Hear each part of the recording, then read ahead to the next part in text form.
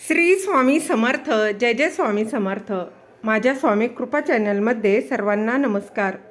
स्वामी महाराजांच्या कृपेने तुमच्या सर्व चांगल्या इच्छा पूर्ण होत ही स्वामी महाराजांच्या चरणी प्रार्थना करते आणि आजच्या या नवीन व्हिडिओला सुरुवात करते. आज आहे नवीन वर्षातील पहिली अंगारकी संकष्टी चतुर्थी. आज 6 जानेवारी 2026 आणि मंगळवार या दिवशी अंगारकी संकष्टी चतुर्थी आहे. तर हिंदू धर्मात अंगारकी चतुर्थीला खास महत्त्व आहे. हा व्रत रिद्धी आणि सिद्धी देणारा भगवान गणेशाला समर्पित आहे. तर बघा, याला खूप महत्त्व आहे. हे व्रत संकटांपासून मुक्तता, आर्थिक स्थिरता आणि मुलांच्या दीर्घ आयुष्यासाठी पाळलं जातं. या दिवशी जर काही खास उपाय केले तर त्याचं देखील शुभ परिणाम जे आहेत ते मिळतात.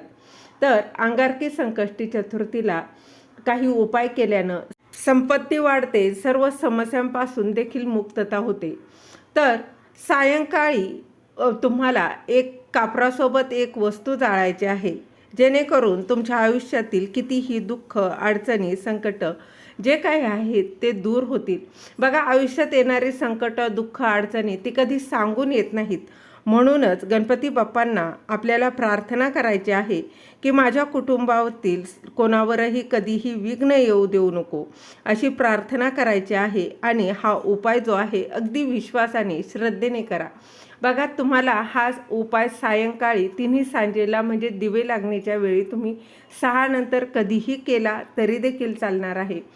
तर काय करायचं आहे, सर्वात आधी श्री गणेशाची विधिवत पूजा करायची आहे. सकाळी केली असली तरी देखील बघा, हळद, कुंकू, अक्षता, फूल, धूप, दीप दाखवायचा आहे. अशी विधिवत पूजा करून झाल्यानंतर तुम्हाला कापरासोबत एक वस्तू जाळायची आहे. तर कापूर बघा, तुम्ही भीमसेनी कापराच्या 2 वड्या घेतल्या किंवा बघा जो कुठला तुमच्याकडे कापूर असेल, भीमसेनी नसेल तर जो असेल तो घेतला तरी देखील चालेल. आणि त्यासोबत एक खोबऱ्याचं बघा, खोबऱ्याची वाटी घ्यायची आहे. सुकं खोबरं जे आहे ते घ्यायचं आहे.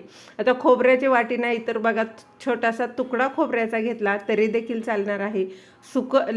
बघा, तुम्हाला सुकं खोबरं घ्यायचं आहे. तर सुक्या खोबऱ्यावर कापराची वडी ठेवायची आहे आणि ती तुम्हाला कापराची वडी बघा 2 वड्या घ्यायच्या आणि त्या थोडंसं बघा सुकं खोबऱ्याचा तुकडा घ्यायचा आणि त्या तुकड्यावर तो कापूर ठेवायचा आहे. आणि देवासमोर अगदी दिवे लागण्याच्या वेळी तुम्ही 6 नंतर कधीही लक्ष्मी येण्याच्या टायमात हे केलं तरी चालणार आहे. तो कापूर देवघरासमोर खोबऱ्याच्या तुकड्यावर तुम्हाला जाळायचा आहे. आणि जाळला तर बघा, तुम्हाला एक मंत्र देखील म्हणायचा आहे. तर तो मंत्र असा आहे: ओम श्री विघ्नहर्ताय नमः, ओम श्री विघ्नहर्ताय नमः. हा मंत्र तुम्हाला संपूर्ण कापूर जळेपर्यंत म्हणायचा आहे. याने काय होतं, आयुष्यात येणारं दुःख, संकट जे काही आहेत, समस्या आहेत त्या दूर होतात. बघा, समस्या, अडचणी, दुःख हे आयुष्यात कधी सांगून येत नाही. म्हणून अगदी साधा सोपा हा उपाय आहे. गणपती बाप्पांची अंगारकी संकष्टी हा दिवस अतिशय शुभ आणि खास आहे. या दिवशी जर काही उपाय केले तर त्याचं 100% फळ हे मिळतंच. कारण गणपती बाप्पा ही विघ्नहर्ता आहे. ती बघा, विघ्न जे आहे, समस्या आहेत त्या नक्कीच दूर करते. तर तुम्हाला बघा काय करायचं आहे, हा कापूर जळून झाल्यानंतर खोबऱ्याचा जो काही तुकडा राहणार आहे बघा, ते खोबरं तुम्हाला निर्माल्यात टाकून द्यायचं आहे. अतिशय साधी सोपी सेवा आहे, नक्की करा. बघा, तितकीच ती प्रभावी देखील आहे. संकट, बाधा, अडचणी माझ्या घरापर्यंत कधी येऊ नये म्हणून हा उपाय जो आहे तो आवर्जून करा.